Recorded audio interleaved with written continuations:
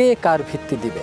যেই সংবিধান ৭১-এর পরবর্তী সময়ে একটার পর একটা রক্তক্ষয়ী ঘটনার সৃষ্টি করেছে, আমরা আবার সেই সংবিধানকে আঁকড়ে ধরে চলা শুরু করলাম। ২৪-এর অভ্যুত্থানের আকাঙ্ক্ষার জুলাই সনদের স্বাক্ষর বা স্বীকৃতি বাংলাদেশে সেই রাষ্ট্রপতি দিবেন যিনি শেখ হাসিনা ফ্যাসিস্ট কাঠামো রাষ্ট্রপতি ছিলেন। যা ভুল করেছি সেখান থেকে ফিরে আসা সম্ভব না, কিন্তু আগামীতে যেন এই ভুলটা না হয়। যেটা রাজনৈতিক দল করার পর আপনারা জনমত হারিয়েছেন।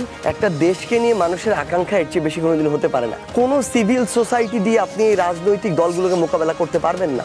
বাংলাদেশে আওয়ামী লীগ প্রশ্নে আর ভারতীয় আধিপত্যবাদ ঠেকানোর প্রশ্নে কোনোদিন, আমি আপনাকে বলে যাচ্ছি আজকে এখানে, বিএনপি এবং জামায়াত এককভাবে নেতৃত্ব দিতে পারবে না।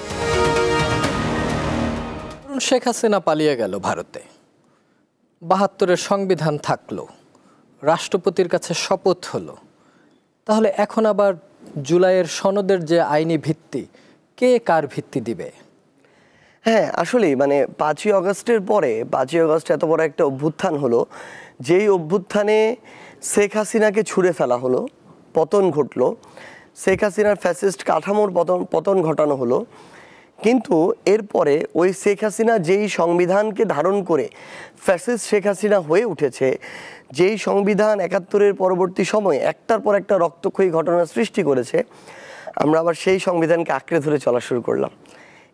এটা আমাদের অনেক বড় একটা ভুল আমাদের জায়গা থেকে, আমাদের সবার।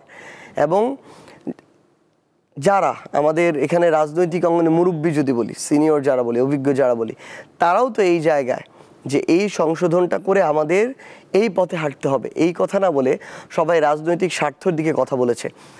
এবং এটা খুবই আফসোসের একটা বিষয় যে আজকে আমরা যদি আমাদের জায়গা থেকে দেখি, তাহলে কিন্তু গতানুগতিক ওই সংবিধান অনুযায়ী আমরা যদি এই জুলাই সনদের আইনি ভিত্তির যে স্বাক্ষরের কথা বলি বা এই আইনি ভিত্তিটা পাওয়ার কথা বলি, এটা কিন্তু তাহলে রাষ্ট্রপতির মাধ্যমে আসার কথা।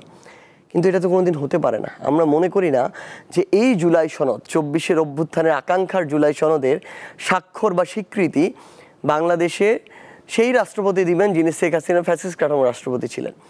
এই জায়গায় এনসিপির দ্বিমত। এনসিপি ডিরেক্টলি তাদের জায়গা থেকে বলেছে, যা ভুল করেছি সেখান থেকে ফিরে আসা সম্ভব না, কিন্তু আগামীতে যেন এই ভুলটা না হয়। আপনারা ছাত্র জনতার যে বৈষম্য বিরোধী আন্দোলন করলেন, এই আন্দোলন ছিল কোটার বিরুদ্ধে, শেষ পর্যন্ত সেটা গণ অভ্যুত্থানে রূপ নিল। আপনারা তখন ছাত্র জনতা সহ একটা বৃহৎ শক্তি ছিলেন, আন্দোলনের নেতৃত্বে ছিলেন। তারপরে আপনারা যখন রাজনৈতিক দল গঠন করলেন এবং আপনাদের ভেতর থেকেই ছাত্র প্রতিনিধিরা সরকারের উপদেষ্টাতে থাকলো, আপনাদের মনে হয় কি না যে এই দল গঠন করাটা এই ছাত্র শক্তির জন্য একটা ভুল সিদ্ধান্ত ছিল, যেটা রাজনৈতিক দল করার পর আপনারা জনমত হারিয়েছেন, যে জনমত ২৪-এ ছিল? ২৪-এর অভ্যুত্থানের বিষয়টা একরকম, একটা রাজনৈতিক দল তার পার্সপেক্টিভ আরেক রকম। ২৪-এর অভ্যুত্থানে ফ্যাসিস্ট বিরোধী যত শক্তি ছিল, যত রাজনৈতিক দল ছিল, সবাই একসাথে এই অভ্যুত্থানে রাজপথে নেমেছে। অভ্যুত্থানের পরপর যে যার ঘরে ফিরে গিয়েছে, যেই দলের সেই প্ল্যাটফর্মে ফিরে গিয়েছে।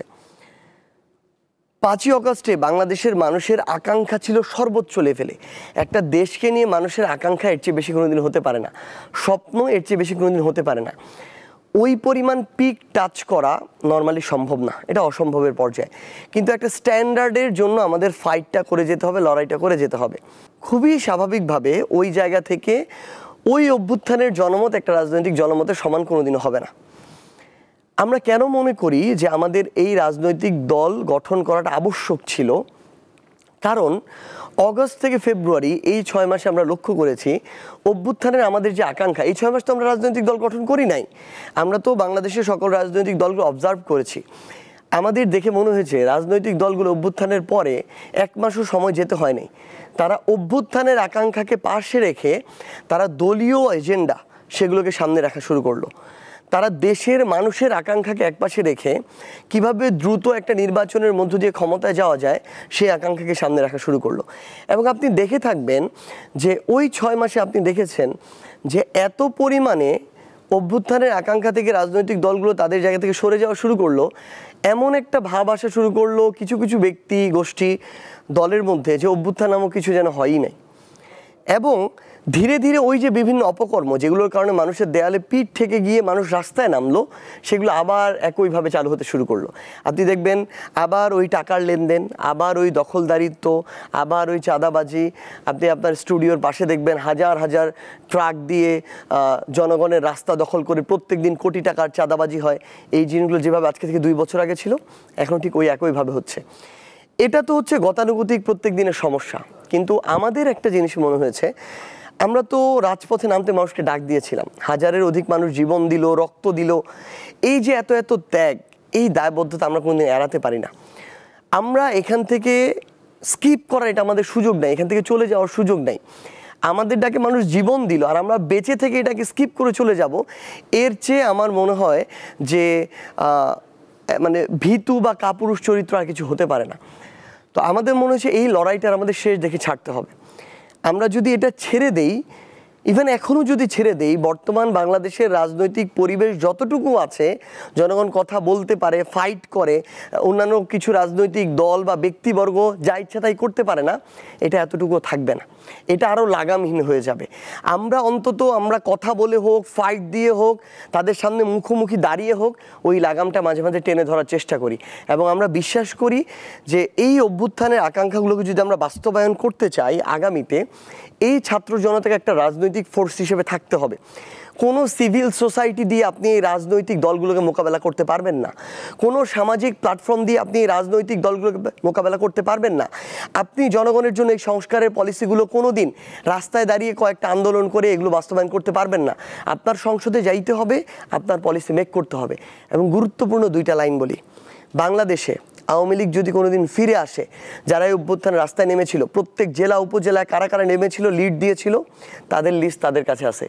তাদেরকে খুঁজে পাওয়া যাবে না, শরীর একখানে পাওয়া যাবে, শরীরের অঙ্গ প্রত্যঙ্গ আরেকখানে পাওয়া যাবে। এই মানুষগুলোর নিরাপত্তা দরকার আছে। বাংলাদেশে আওয়ামী লীগ প্রশ্নে আর ভারতীয় আধিপত্যবাদ ঠেকানোর প্রশ্নে কোনো দিন, আমি আপনাকে বলে যাচ্ছি আজকে এখানে, বিএনপি এবং জামায়াত এককভাবে নেতৃত্ব দিতে পারবে না। সেখানে এই অভ্যুত্থানের প্রতিনিধিদেরকে লাগবে। এনসিপিতে যারা এখন নেতৃত্বে আছে কিংবা কাজ করে, যারা এই অভ্যুত্থানের সামনের সারিতে জেলা উপজেলা কিংবা এই শহর পর্যায়ে ছিল, তাদের প্রত্যেককেই লাগবে, রাজনৈতিক ফোর্স হিসেবে লাগবে। তাহলেই অন্তত 1 বছরে না হোক, 5 বছরে না হোক, 10 বছর পরে হলো অভ্যুত্থানের যে আকাঙ্ক্ষাগুলো, এগুলোর কাছাকাছি আমরা যেতে পারবো। এজন্যই এনসিপির রাজনৈতিক দল হিসেবে দাঁড়িয়ে থাকতেই হবে।